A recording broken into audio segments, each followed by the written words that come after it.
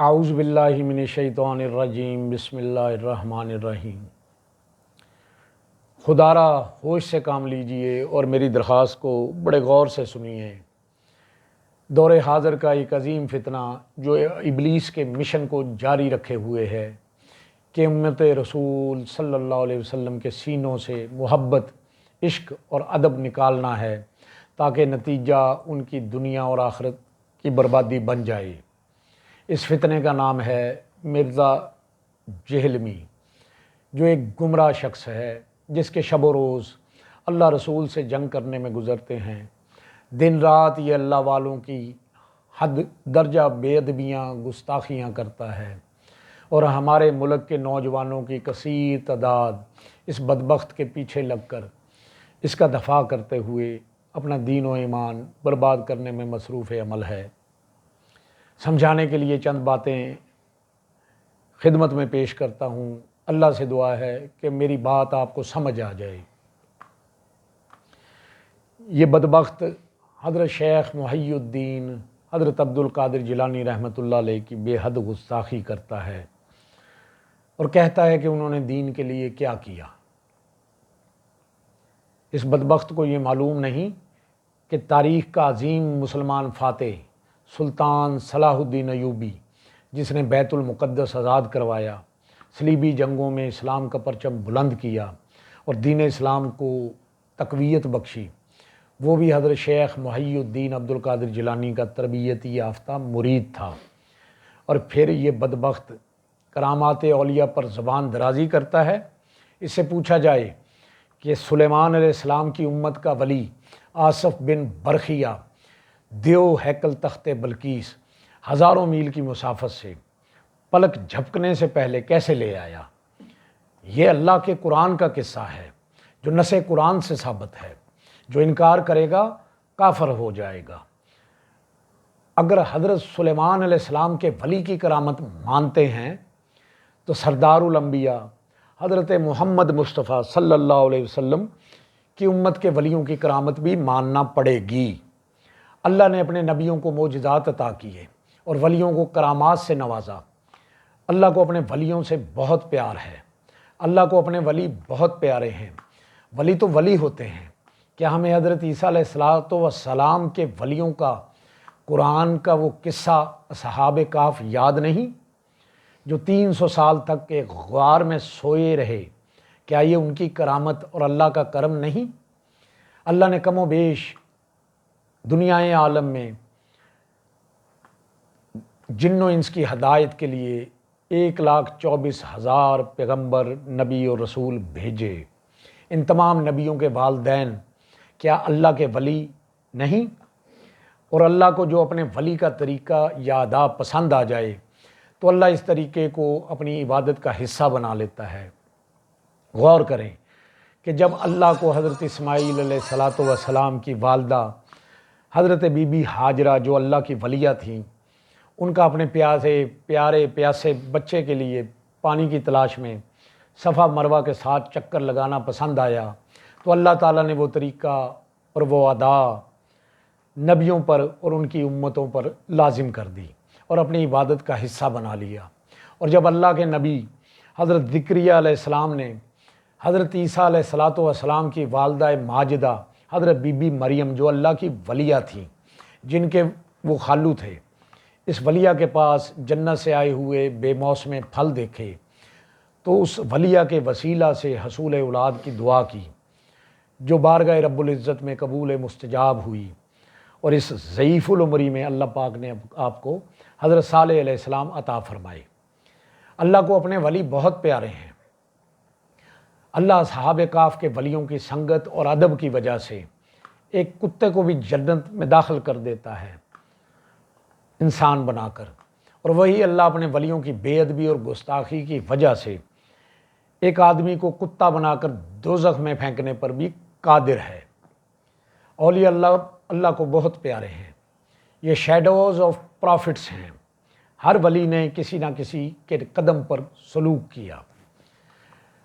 ہمارے نبی پاک حضرت محمد صلی اللہ علیہ وسلم آخری نبی، آپ پر نبوت کا دروازہ بند لیکن ہدایت کا کھلا۔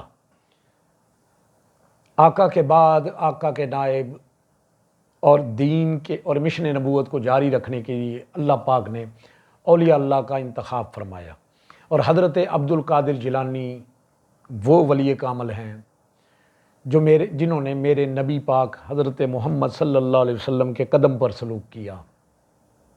آقا کریم آخری نبی ہیں، آپ کے بعد کوئی نبی نہ آئے گا۔ آپ کے بعد قیامت تک ہدایت جن و انس کے اس مشن نبوت کو جاری رکھنے والے امت کے اولیاء اکرام علماء اکرام ہیں۔ جو ان کا بے ادب گستاخ ہوگا وہ اللہ سے جنگ کرتا ہے، دنیا اور آخرت کی بربادی اس کا مقدر بن جاتی ہے۔ اس لیے توبہ کیجیے، اور جو ان بے ادبوں کا ساتھ دے اس کا بھی یہی حال ہوگا۔ دور حاضر میں کئی بے ادب اور گستاخ لب کشائی کرتے ہیں کہ سیلاب میں اولیاء اپنے مزار نہ بچا سکے اور وہ مزار بہہ گئے۔ غور کریں، اس سیلاب میں بہت سارے اللہ کے گھر مساجد بھی تو بہہ گئیں۔ کعبۃ اللہ میں کئی دفعہ سیلاب آیا اور اس کو نقصان پہنچا۔ اس کعبۃ اللہ میں سینکڑوں سال تک 360 بت پڑے رہے۔ اسی طرح کئی شیطانی ذہن کے لوگ اولیاء اللہ پر زبان درازی کرتے ہوئے یہ پریپوگنڈا کرتے ہیں کہ عرب میں تیل گیس ان اولیاء کو کیوں نظر نہیں آیا۔ میں ان سے پوچھتا ہوں، اسی عرب اور اس کے گرد و نواح کے ممالک میں سرزمین عرب پر کم و بیش 45,000 انبیاء علیہ الصلاۃ والسلام بھی تو تشریف لائے تھے۔ کیا انہوں نے تیل کی تلاش کی؟ لہٰذا یہ خوب جان لیجئے کہ یہ نفوس قدسیہ اللہ کی مقرر کردہ ڈیوٹی پر مامور ہوتے ہیں۔ اللہ جو ان سے کام لے یہ وہی کرتے ہیں، اور اللہ نے ہر چیز کا ایک وقت مقرر اور اندازہ مقرر کیا ہے۔ جب وہ وقت آیا تو تیل اور گیس بھی دریافت ہو گئے۔ ہوتی جو عقل تو خدا سے یوں نہ یہ لڑائی لیتے۔ خدا را ان شیطان صفت لوگوں سے بچے، اپنے ایمان کی حفاظت کریں۔ انہی اولیاء اور ائمہ فقہ اور صحیح العقیدہ علماء اکرام نے دین اسلام کے لیے عظیم قربانیاں اور خدمات سر انجام دی ہیں، اور اپنی جان و مال اولاد خدمت دین میں وقف کر کے فتنوں کے پرفتن ادوار میں دین محمدی صلی اللہ علیہ وسلم کی حفاظت کر کے کروڑوں مسلمانوں کا ایمان بچایا ہے۔ دنیا عالم میں انہی اولیاء اللہ نے نبوت کے اس مشن کو جاری رکھتے ہوئے دین اسلام کی روشنی کو پوری دنیا میں پھیلا دیا، جس کی وجہ سے کروڑہا جن و انس جہالت کے اندھیروں سے نکل کر دین اسلام قبول کر کے جنت کے حقدار قرار پائے، اور ان کی دنیا و آخرت سنور گئی۔ کئی سادہ لو آدمی کہتے ہیں کہ مرزا کو علم بہت ہے۔ مجھے بتائیے، کیا ابلیس سے بھی زیادہ ہے؟ وہ تو لوح محفوظ کا حافظ تھا، فرشتوں کا استاد تھا، جنت کا خزانچی تھا، اور سب سے بڑا عبادت گزار تھا، اور وہ اب بھی موحد ہے، اللہ کو اب بھی وحدہ لا شریک مانتا ہے، اور عقیدہ توحید اب بھی اس کا لوہے کی طرح پکا ہے۔ لیکن بے ادبی کی وجہ سے بارگاہ الہی سے دھتکار دیا گیا، سزاوار ہوا، اور راندہ بارگاہ رب العزت ہوا، اور اللہ کا قرآن گواہ ہے، وَقَانَ مِنَ الْكَافِرِينَ، اور وہ کافروں میں سے ہو گیا۔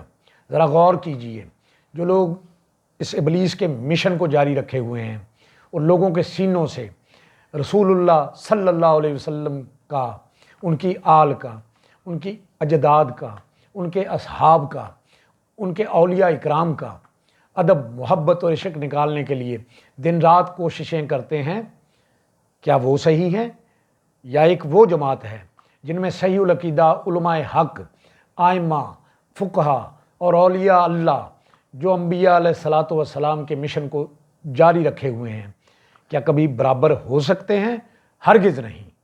اس لیے آپ سے درخواست ہے کہ خدا را ہوش کے ناخن لیجئے، غور کیجئے، اور صحیح اور غلط کو پہچانیے، حق کی پہچان کیجئے۔ اللہ سے دعا ہے اللہ ہمیں راہ حق پر چلنے کی، اس پر عمل کرنے کی توفیق عطا فرمائے۔ آمین یا رب العالمین۔